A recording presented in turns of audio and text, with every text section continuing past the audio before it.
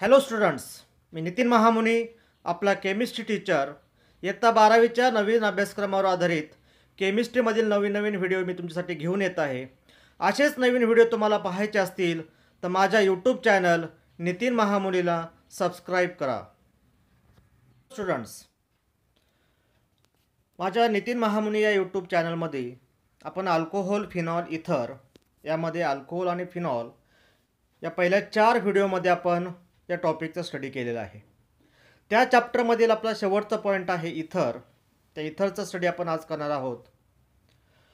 इथर means it is a divalent oxygen atom attached to two same or different alkyl और aryl groups are called as a ether. The general formula or the general representation of ether is ROR or AROAR. AR means aromatic ring. So this is the first definition of ether. So in ether, divalent oxide, di means 2 and valent means valency. So the valency of oxygen atom is 2 and this oxygen atom is attached to same or different alkyl or aryl groups. So this is the first definition. आणखी 3 definitions आपल्याला त्या ठिकाणी पाहता येतील. त्यामध्ये एक definition आहे alkyl derivative of alcohol in which hydrogen atom of alcohol is replaced by alkyl group. ही एक डेफिनेशन आहे. Then third definition, it is a dialkyl derivative of water in which both hydrogen atoms of water are replaced by 2 alkyl groups are called as a इथर.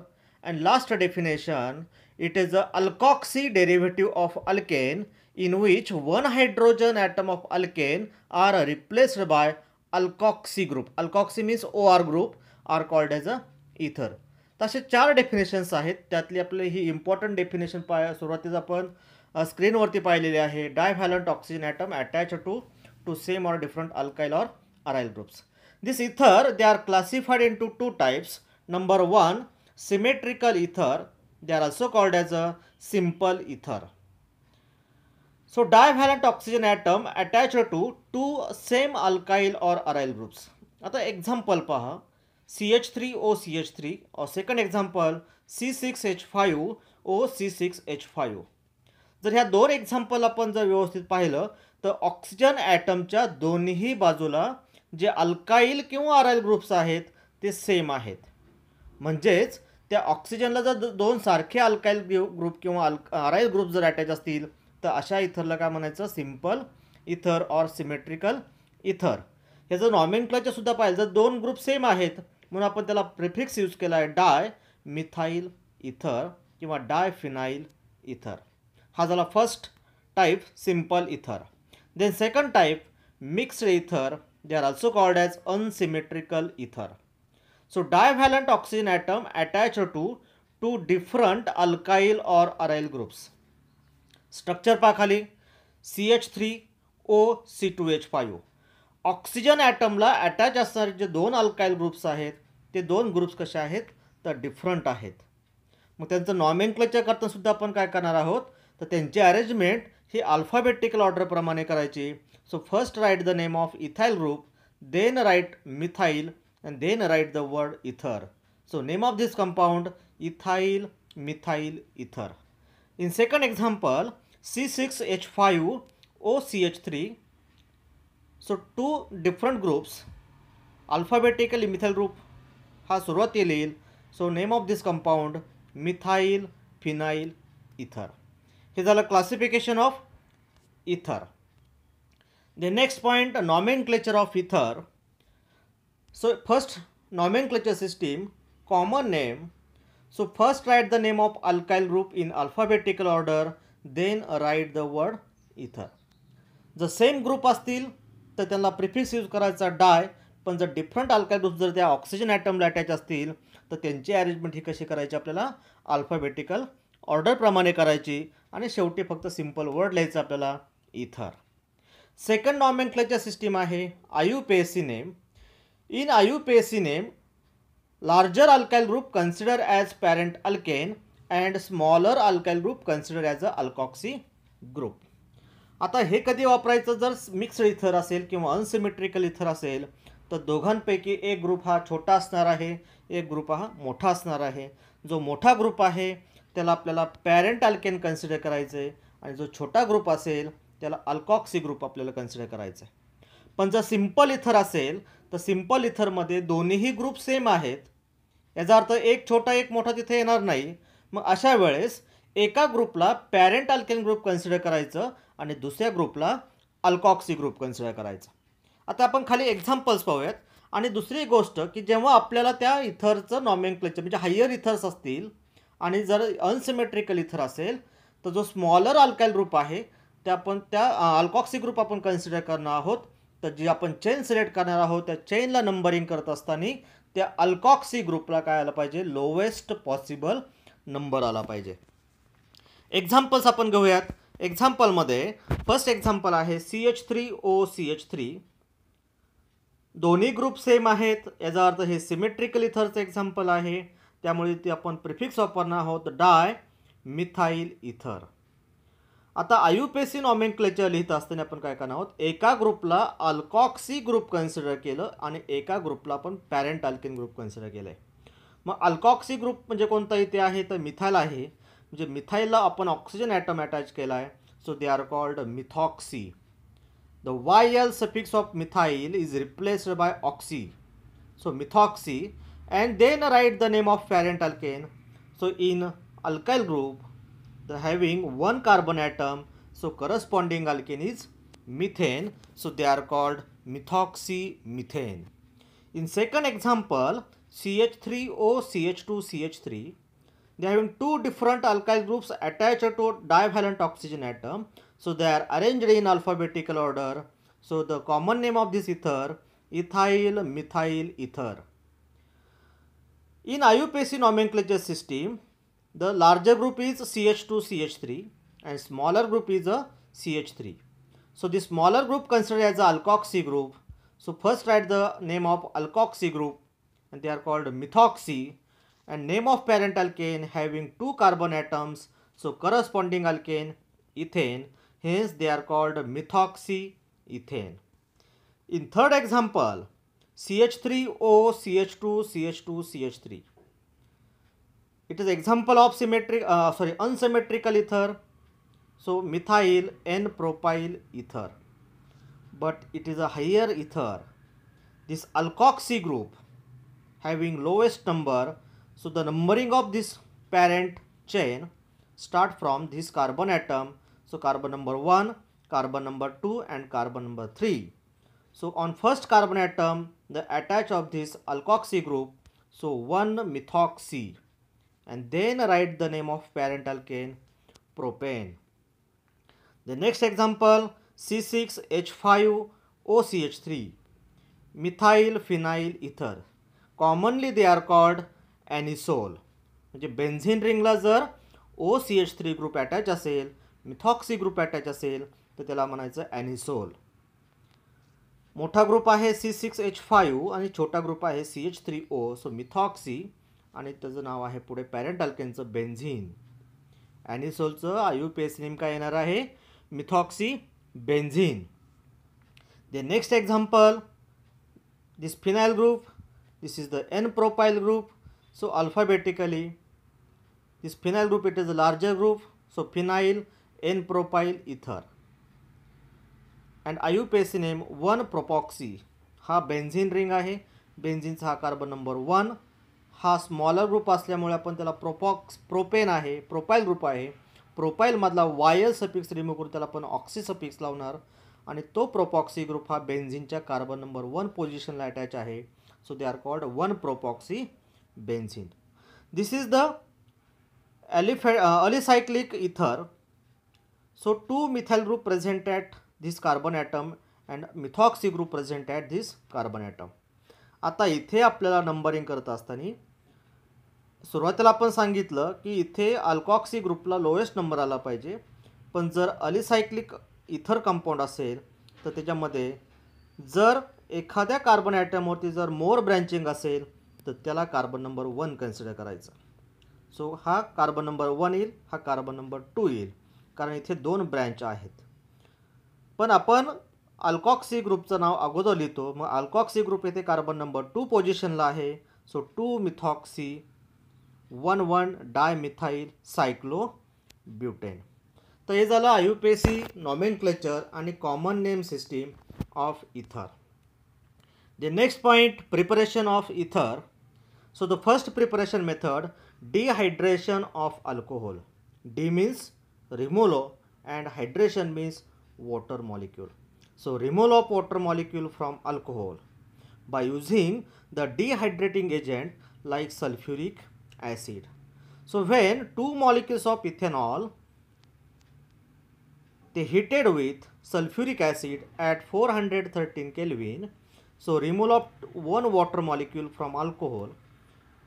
दोन OH group आहे, त्या दोन OH मध्ये एका alcoholic ग्रुपमधला hydrogen आणि दुसऱ्या अल्कोहोलमध्ये असणारा OH ग्रुप असं वॉटर मॉलिक्यूल रिमूव्ह होईल. So -H2O and to form C2H5O C2H5. So this is the ethoxyethane or diethyl ether. So this dehydration of alcohol, the preparation of simple ether. Then second method, Williamson synthesis. तर Williamson synthesis already आपण halogen derivatives of alkene मध्ये पाहेच, तरी आपण पुन्हा एकदा पाहूयात. Twice ROH, so two molecules of alcohol, they react with sodium metal, it gives sodium alkoxide with liberation of hydrogen gas. म्हणजे या विलियमसन सिंथेसिसमध्ये जो आपला रिॲक्टंट आहे तो रिॲक्टंट फॉर्म करण्यासाठी आपल्याला अगोदर काय करावं लागेल, अल्कोहोलची रिॲक्शन सोडियम ॲटम बरोबर केल्यानंतर इथे आपल्याला सोडियम अल्कोऑक्साइड मिळेल. आता this RX molecule means alkyl halide react with this sodium alkoxide. So removal of NaX molecule and to form ROR plus NaX. Second general reaction, RX plus NaOR OAR. जसा हा sodium अल्कोऑक्साइड होता तसं इथे काय ना, आता हा ॲरोमॅटिक रिंगमध्ये त्या ठिकाणी हा सोडियम फिनॉक्साइड मॉलिक्यूल आपण कन्सिडर करूयात. हा RX मॉलिक्यूलमध्ये असणारा हॅलोजन आणि हा सोडियम ॲटम असा NX रिमूव्ह होईल आणि कंपाऊंड मिळेल आपल्याला ROAR. म्हणजे इथे आपल्याला ॲरोमॅटिक इथर त्या ठिकाणी मिळेल. एक एक्झाम्पल आपण घेऊयात. First example, methyl chloride which is react with sodium methoxide. So in this reaction the removal of NaCl molecule and this CH3 group attached to this oxygen atom and to form CH3O CH3 means dimethyl ether and sodium chloride. So this is the Williamson synthesis method. This method is useful for the preparation of simple as well as mixed ether. म्हणजे दोन्ही प्रकारचे आपण इथर ह्या Williamson synthesis मेथडने prepare करू शकतो. In this Williamson synthesis method जर आपण अल्काइल हॅलाइड जर प्रायमर यूज केलं आणि अल्कोऑक्साइड जर आपण टर्शरी ब्युटाइल अल्कोऑक्साइड केलं तर this reaction is follows the SN2 reaction mechanism.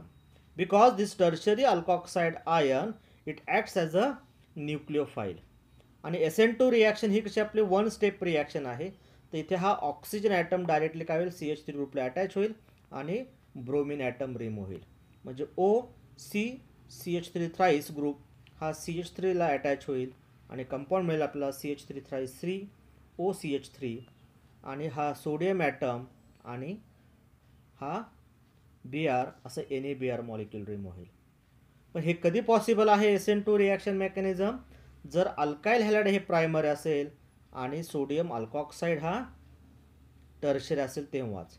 पण जर secondary and tertiary alkyl halide असेल then it undergoes elimination reaction and to give alkene and alcohol, and aryl halide do not undergo this Williamson synthesis. आता इथे example आपण घेतोय.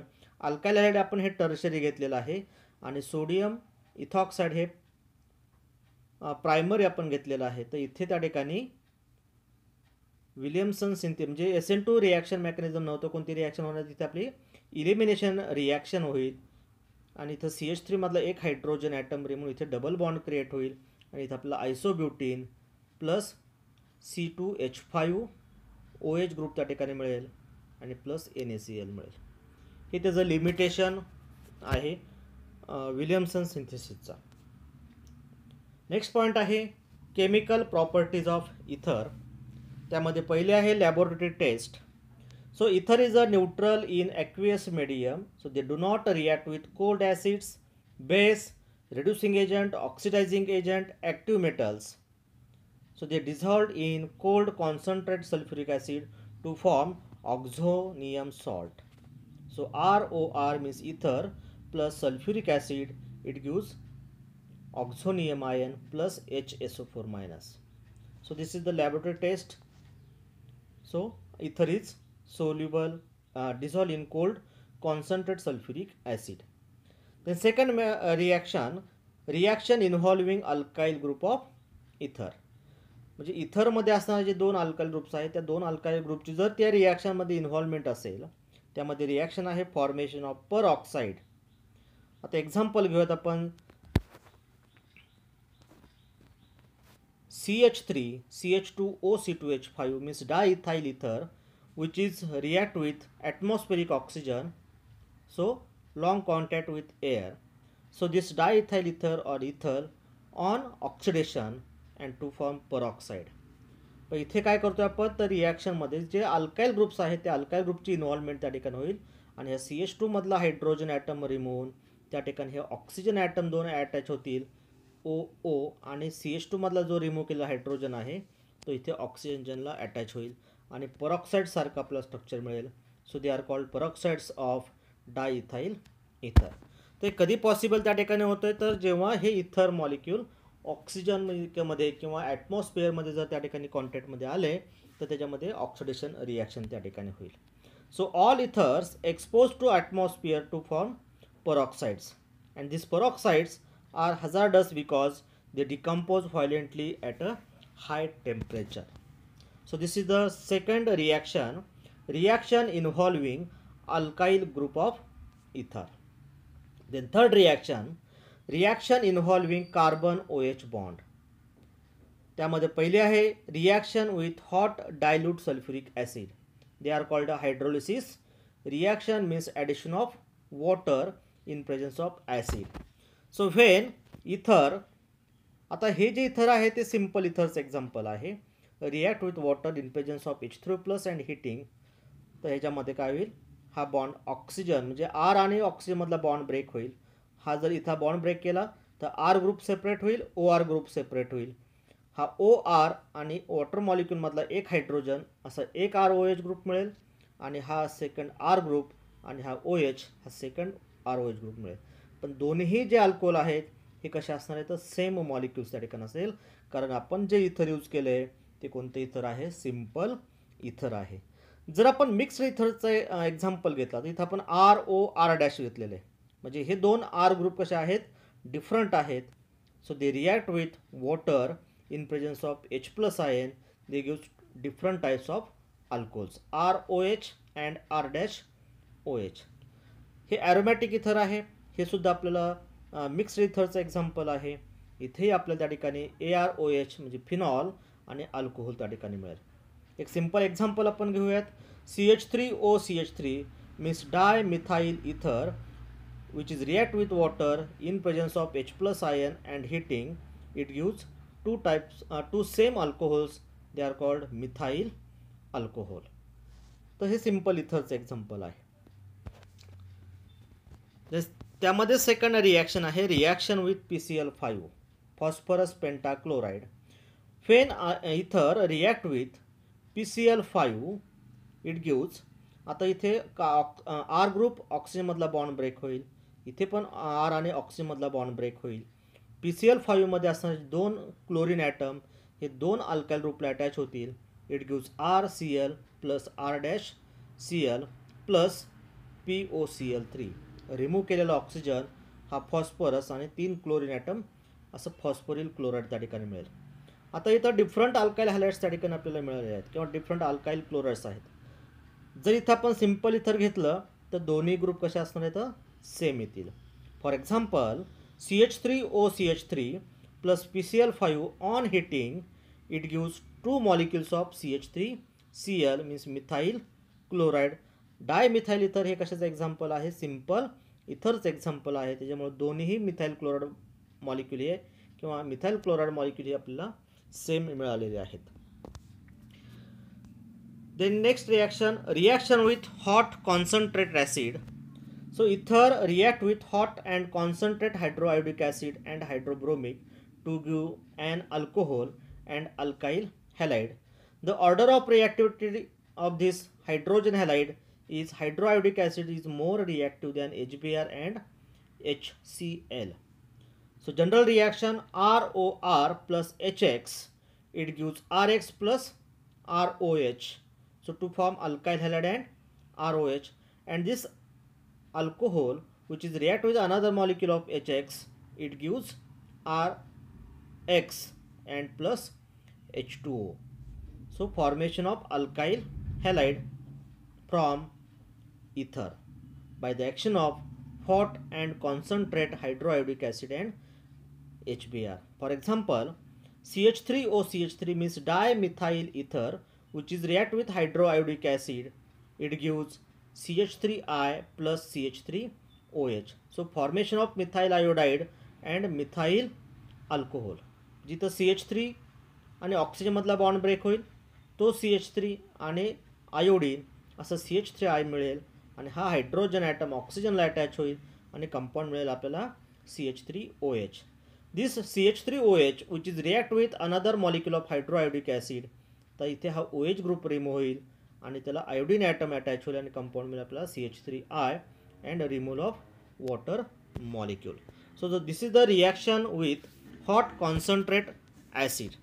त्याचं mechanism आहे, पहिलं आहे प्रोटोनेशन ऑफ इथर CH3O CH2 CH3 ethyl methyl इथर आणि त्याच्यामध्ये आपण हायड्रोआयोडिक ॲसिडचं आपण ॲडिशन करतोय. तर हायड्रोआयोडिक ॲसिडमधला हायड्रोजन ॲटम हा ऑक्सिजनला अटॅच होईल आणि इथे आपल्याला ऑक्सिजन ॲटमवरती प्लस चार्ज येईल. दे आर कॉल्ड प्रोटोनेटेड इथर. सो ॲडिशन ऑफ प्रोटॉन और addition of hydrogen in first step. In second step the attack of nucleophile. हा I मायनस त्याला आपण न्यूक्लिओफाईल त्या ठिकाणी आहे तो इथे CH3 वरती अटॅच होईल आणि CH3 ऑक्सिजनमधला बॉन्ड काय होईल? ब्रेक होईल आणि कंपाऊंड मिळेल आपल्याला CH3I plus CH3 CH2OH. So formation of methyl iodide and ethyl alcohol. So this is the mechanism of reaction with hot concentrate acid. Then next point, aryl alkyl ethers. Aryl alkyl ethers example आहे anisole. So in anisole they react with hydroiodic acid at 398 Kelvin temperature. तर इथे काय होईल? CH3 आणि oxygen मधला bond break होईल. हा CH3 आणि आयोडीन आपल्याला मिथाइल आयोडाइड मिळेल आणि हायड्रोआयोडिक ॲसिड मधला हायड्रोजन ऑक्सिजनला अटॅच होऊन आपल्याला फिनॉल कंपाऊंड त्या ठिकाणी मिळेल. तर हे ॲरोमॅटिक इथरचं एक्झाम्पल त्या ठिकाणी आहे. तेच आपली थर्ड रिॲक्शन झाली, reaction with halo acids. The next point, electrophilic substitution in aromatic ether. आता electrophilic substitution means replacement of atoms or groups. आणि इलेक्ट्रोफाईल आहे म्हणजे त्या ठिकाणी ते ॲटम्स किंवा ग्रुप्स हे कोण रिप्लेस करणार आहे? तर तो इलेक्ट्रोफाईल रिप्लेस करणार आहे. 11वीला आपण टाइप्स ऑफ रिएजंटमध्ये इलेक्ट्रोफिलिक रिएजंट आणि न्यूक्लिओफिलिक रिएजंट त्या ठिकाणी पाहिलेले आहेत. इन ॲरोमॅटिक इथर the alkoxy group is attached to this benzene ring and this alkoxy group it is a electron donating group. So they activate the aromatic ring and increase electron density at ortho and para position. जे resonance effect आपण पाहिलेला आहे त्या resonance इफेक्टमध्ये oxygen ॲटमवरती असणारे जे lone pair of electrons आहेत ते lone pair electron काय करतात? तर ह्या ॲरोमॅटिक इथरमध्ये असणारी जी ॲरोमॅटिक रिंग आहे ते ॲरोमॅटिक रिंगची ऑर्थो पोझिशन, पॅरा पोझिशन आणि सेकंड ऑर्थो पोझिशनला त्या ठिकाणी ते ॲक्टिव्ह करतात आणि जे इलेक्ट्रोफाईलचं आपल्याला ॲडिशन करायचं आहे ते ॲडिशन कुठे होणार आहे? तर त्या ॲरोमॅटिक इथरमध्ये असणाऱ्या अल्कॉक्सी ग्रुपच्या कन्सर्नने जर आपण विचार केला तर तो 2 ऑर्थो पोझिशन आहेत आणि एका पॅरा पोझिशनला तो अटॅच होणार आहे. तर हे due to this resonance effect, this aromatic ether They activate this aromatic ring and to form ortho and para position ला जो इलेक्ट्रॉनची डेन्सिटी आहे इन्क्रीज होईल. त्यामध्ये पहिली रिॲक्शन आहे halogenation reaction. So in halogenation reaction फेन anisole, they are also called as a methoxybenzene, which is react with bromine in presence of acetic acid. So these two bromine atom, आता इथे generally आपण काय म्हणतो Br minus म्हणतो, पण जेव्हा ह्या ब्रोमिनच्या आणि ॲसिटिक ॲसिडची रिॲक्शन होईल तेव्हा इथे आपल्याला काय तयार होतं, Br प्लस तयार होतं. आणि तो जो Br प्लस आहे तो इलेक्ट्रोफाईल आला आणि तो इलेक्ट्रोफाईल हे आपल्याला पॅरा पोझिशन आणि ऑर्थो पोझिशनला अटॅच होईल. आपल्याला कंपाऊंड मिळेल para bromo anisole and ortho bromo anisole. त्यामध्ये हा पॅरा ब्रोमो ॲनिसोल हा आपला 90% किंवा मेजर प्रॉडक्ट आहे due to the crowding of atoms. इथे काय झालेलं आहे ऑर्थोमध्ये तर इलेक्ट्रॉनची क्राउडिंग्स आणि ॲटमची क्राउडिंग काय झाली, इन्क्रीज झाली. आणि जेव्हा इथे गर्दी वाढली ॲटमची तेव्हा ते काय झालं, अनस्टेबल मॉलिक्यूल आहे. स्टेबल मॉलिक्यूल कोणता आपला, हा para bromo anisole. Second reaction आहे फ्रॅडल क्राफ्ट रिॲक्शन. त्यामध्ये पहिली रिॲक्शन आहे Friedel Crafts alkylation. Alkylation means addition of alkyl group. मग फ्रॅडल क्राफ्ट अल्कायलेशनमध्ये आपण जो अल्काइल ग्रुपसाठी जो रिएजंट आपण यूज करणार आहोत तो आहे CH3Cl, म्हणजे अल्काइल हॅलाइड आपण यूज करतोय. आणि रिएजंट काय करायचं आहे, अनहायड्रस AlCl3. जेव्हा अनहायड्रस AlCl3 ची रिॲक्शन ह्या CH3Cl बरोबर तयार होईल तर आपल्याला कंपाऊंड मिळणार आहे CH3 plus plus AlCl4 minus.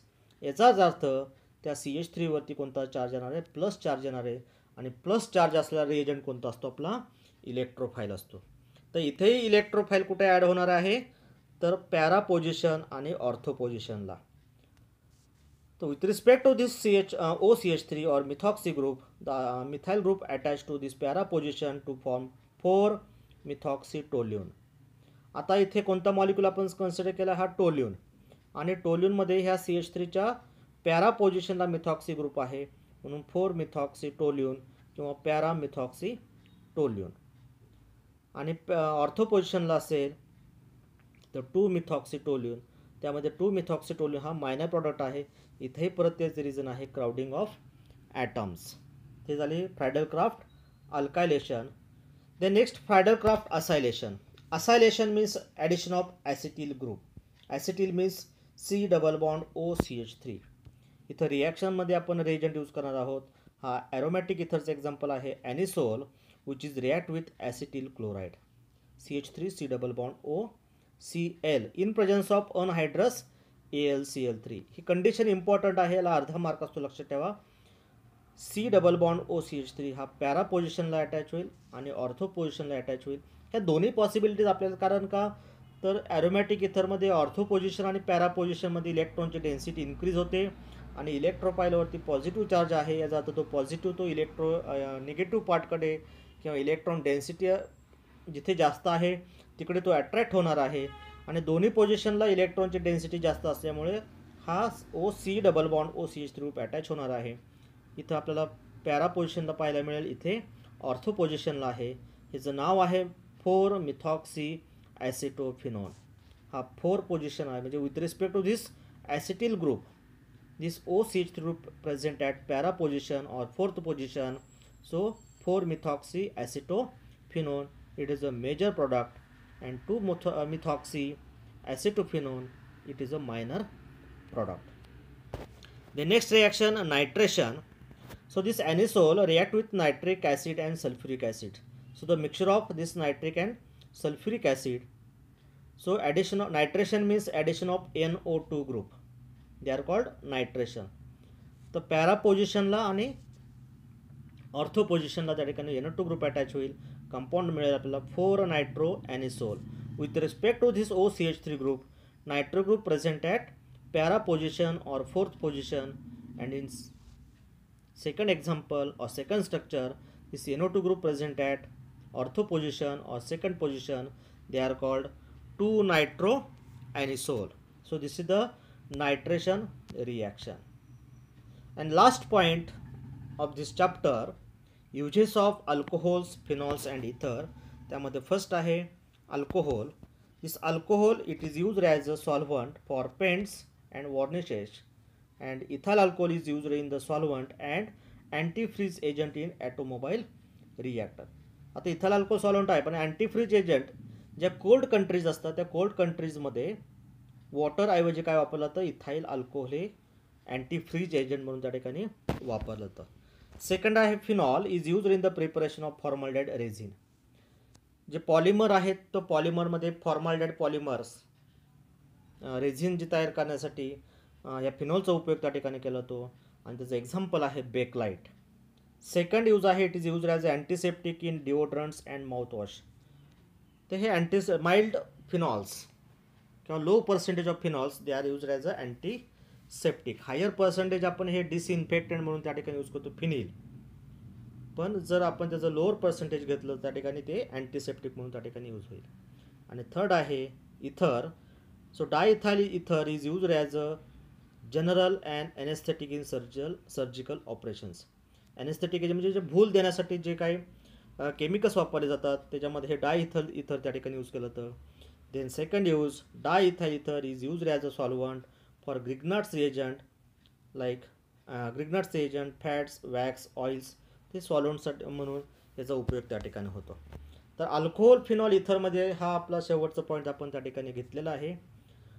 हा माझा यूट्यूब चॅनल जर तुम्हाला आवडला असेल, माझे लेक्चर्स तुम्हाला आवडले असतील, तर नितीन महामुनी या यूट्यूब चॅनलला सबस्क्राईब करा, लाईक करा, शेअर करा. जर तुम्हाला त्याच्यामध्ये काही प्रश्न असतील तर कॉमेंटमध्ये तुम्ही ते मला प्रश्न विचारू शकताय, त्याचे उत्तर मी तुम्हाला ऑनलाईन देईलच. पुढेही आपण असेच नवीन नवीन चॅप्टरमध्ये, केमिस्ट्रीमध्ये चॅप्टरचा यूट्यूब व्हिडिओज मी तुमच्यासाठी घेऊन येणार आहेत.